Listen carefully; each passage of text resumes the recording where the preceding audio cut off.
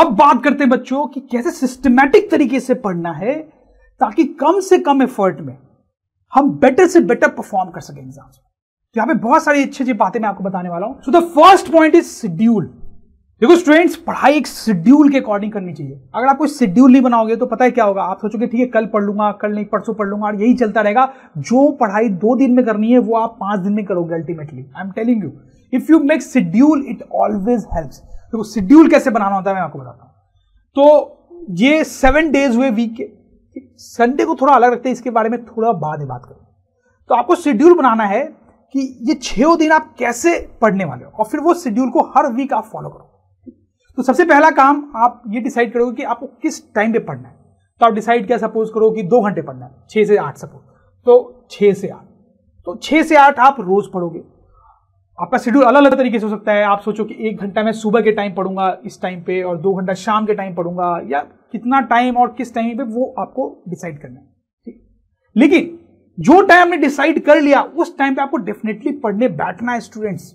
ये फेल नहीं होना चाहिए, ठीक है। आपने डिसाइड कर रखा है 6 से 8 मुझे पढ़ना है, तो हाँ 6 बजे पढ़ना शुरू कर दिया, that is very very important. अच्छा, अब इसमें एक और इंपॉर्टेंट बात है स्टूडेंट्स कि आपके पास 5 या 6 सब्जेक्ट्स होंगे और आपको वो पढ़ना है सब, तो आपको वो सारे सब्जेक्ट्स का डे डिसाइड करना है। जैसे मैंने आपको यहाँ पे एक सैंपल दिखाया, जैसे आपने डिसाइड कर लिया मंडे ट्यूसडे को मैथ्स पढ़ेंगे, फिर उसके बाद 2 दिन हम साइंस पढ़ेंगे, फिर 1 दिन लिटरेचर के सब्जेक्ट पढ़ेंगे, 1 दिन सोशल साइंस पढ़ेंगे, ठीक है, 6 दिन हो गया आपके। तो इस तरह से आप एक शेड्यूल बना सकते हो। तो इसमें एक इंपॉर्टेंट बात तो ये है कि किसी भी सब्जेक्ट को नेग्लेक्ट नहीं करना है। जनरली बच्चे सोशल साइंस और लिटरेचर को नेग्लेक्ट कर देते हैं, ऐसा नहीं करना है, क्योंकि सारे सब्जेक्ट्स के मार्क्स होते हैं, सारे सब्जेक्ट्स पढ़ना इंपॉर्टेंट है, ठीक। नंबर 1 ये था। नंबर 2, मैथ्स को आपको थोड़ा ज्यादा टाइम देना चाहिए, क्योंकि मैथ्स जो होता है वो प्रैक्टिस ओरिएंटेड होता है, दैट नीड्स मोर टाइम। तीसरा पॉइंट कि अगर आपका कोई सब्जेक्ट वीक है तो आप उसको ज्यादा टाइम दो। जैसे अगर लिटरेचर वीक है तो आप उसको 2 दिन पढ़ो, इट डिपेंड्स। और स्टूडेंट्स, ये जो हमने एक शेड्यूल बनाया, कोई जरूरी नहीं है कि हर वीक आप एग्जैक्टली यही शेड्यूल फॉलो करो, वही सब्जेक्ट्स पढ़ो, उसी दिन मंडे को मैथ्स ही पढ़ो, ये जरूरी नहीं है। 2 दिन मैथ्स ही पढ़ो, ये जरूरी नहीं है। आप वीक ऑन वीक को थोड़ा चेंज भी कर सकते हो। कभी लगे कि यार मैथ्स में ज्यादा काम है, 2 दिन नहीं 3 दिन पढ़ लेते हैं। आपको लगे नहीं साइंस मेरे को समझ में आ रहा है, उसको 1 दिन ही कर लेते हैं, यू नो। इस तरह से आप डिफरेंट कॉम्बिनेशन अलग अलग वीक्स में रख सकते हो, जैसा रिक्वायरमेंट हो। बट हाँ, एक शेड्यूल होना चाहिए, विच शुड बी फॉलो। इसमें एक और इंपॉर्टेंट पॉइंट ये है कि आप गोल्स सेट करो। क्या करो? गोल्स सेट करो।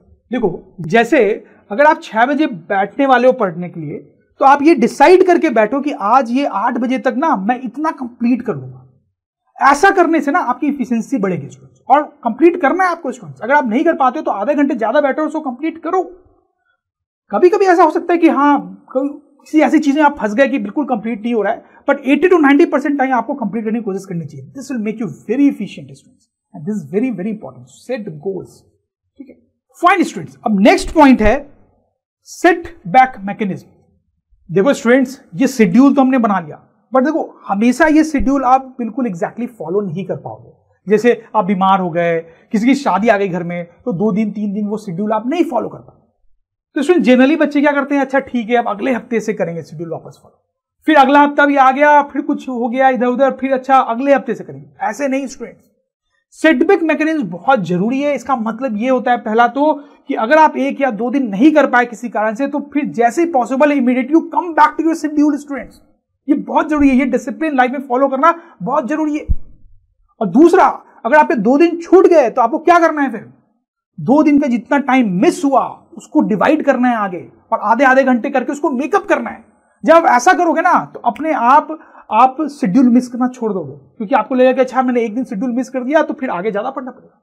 So this setback mechanism is very important, जो मैंने इसमें 2 बातें आपको बताई।